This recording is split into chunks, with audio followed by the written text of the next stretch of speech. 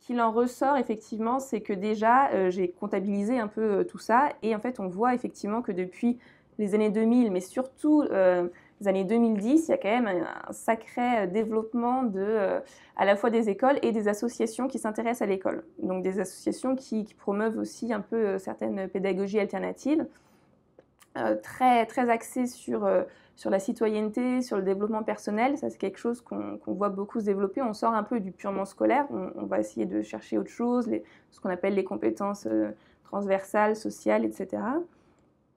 Donc déjà, j'ai pu me rendre compte qu'effectivement, il y avait quand même un certain développement assez récent et que bah, voilà, les valeurs éducatives qui sont portées par ces acteurs-là, donc sont pas tout à fait nouvelles, puisque ça fait longtemps en France qu'on s'intéresse au bien-être dans l'éducation, voilà, qu'on sort un peu du purement scolaire, purement académique, purement compétitif.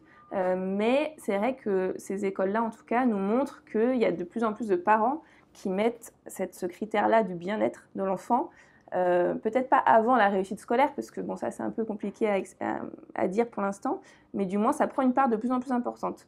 Là, on fait vraiment attention à ce que l'enfant puisse être bien à l'école, développer voilà, une personnalité, une réflexion, un intellect qui va au-delà du purement acquérir on va dire, du capital scolaire pour se défendre sur le marché du travail.